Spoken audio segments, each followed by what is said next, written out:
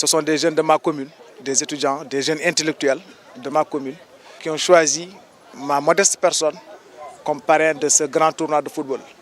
C'est un tournoi qui a réuni toutes les amicales de la commune de Dabia. Ils ont joué dès le départ dans le fair play.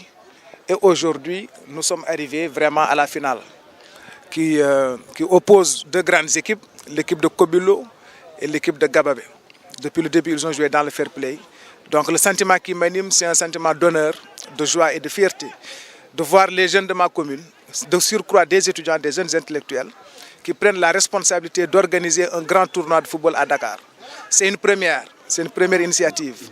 C'est la raison pour laquelle j'ai fini de féliciter le président de son dynamisme, de sa compétence. Et lui et vraiment tous les jeunes, toute la commission qui l'accompagne. La commission d'organisation, la commission sportive et culturelle, etc., etc. Donc c'est une fierté et un honneur pour nous d'être aujourd'hui parrain de ce tournoi de football organisé par la coordination des élèves étudiants de la commune de Dabia. J'ai voulu partager avec eux d'abord des valeurs de dignité et de travail. Ce sont des étudiants, ce que je leur ai conseillé, c'est d'abord et avant tout d'étudier et de finir leurs études. Parce qu'ils sont sur une voie. Demain, ce sont leurs jeunes frères également qui iront leur parrainer peut-être leur tournoi de football. Ils ont fait beaucoup d'initiatives, à savoir l'organisation d'une grande journée d'intégration sur l'éducation, où ils ont fait le diagnostic général des problématiques de l'éducation dans la commune de Dabia. Ils ont sillonné les écoles primaires, ils ont sillonné les écoles secondaires et ils ont diagnostiqué les problématiques que nous avons et nous sommes, n'est-ce pas, en phase avec eux dans le réglage de ces problèmes-là et à trouver des solutions. Donc, nous les conseillerons à être travailleurs d'abord, finir leurs études, mais aussi de continuer dans cet élan de solidarité-là. Je vois qu'ils sont ensemble, je vois qu'ils ont démarré le tournoi de football où jusqu'à aujourd'hui, il n'y a aucun problème. Ils ont joué dans le fair play, ils ont joué, comme ils l'ont dit, dans l'union et dans l'amabilité. Donc nous les encourageons dans ce dynamisme-là, nous les encourageons dans cet élan-là. Et nous sommes là avec eux et pour eux. Nous n'avons pas d'autres jeunes à valoriser ou bien à fortifier, outre que les jeunes de notre commune. Parce que ce sont nos jeunes frères. Demain également, ce sont leurs jeunes frères qui feront pareil. Et eux, ils seront à notre place aujourd'hui. Donc nous les encourageons et nous les félicitons là-dessus. Les propositions sont énormes, les perspectives sont larges.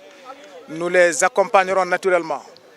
Comme tous jeunes Sénégalais, comme l'agence est une agence nationale pour la promotion de l'emploi des jeunes, comme tous les jeunes du terroir sénégalais, nous accompagnerons à leur insertion. D'abord, il y a un volet insertion pour les jeunes qui sont diplômés, qui veulent avoir leur premier stage ou bien leur premier contrat de travail.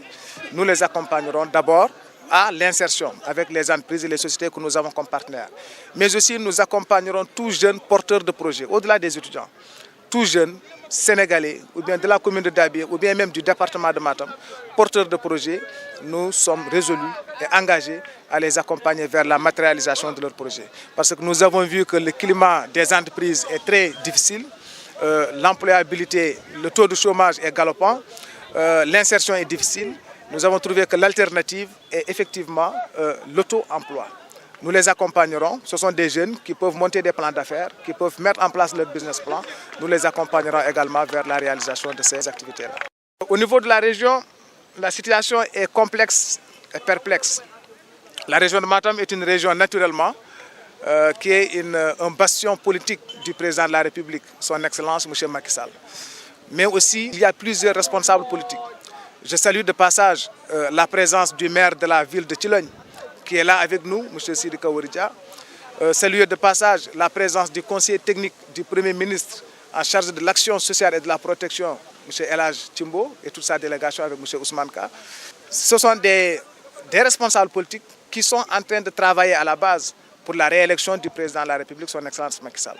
Mais également, nous tirons la sonnette d'alarme en faisant savoir au président que les responsabilités sont énormes. Le combat est lourd.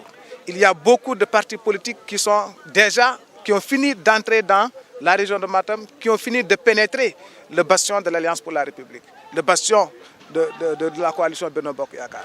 Donc il doit prendre en charge tous ces responsables politiques qui l'ont accompagné aux premières heures. Nous avons vu la promotion des transhumants. Il n'y a pas de souci, nous sommes en politique, il y a de l'addition. Nous acceptons l'addition, nous acceptons la multiplication, mais nous ne pouvons pas aussi accepter l'écrasement et l'isolement des militants de première heure. Donc, ça c'est le président de la République en lui-même qui doit prendre cette responsabilité et valoriser ces militants de première heure qui sont aussi ces soldats qui ont été là quand il était difficile. Et aujourd'hui, si nous sommes au pouvoir et que nous sommes à la veille de la deuxième élection présidentielle, il doit prendre en charge ses responsables politiques.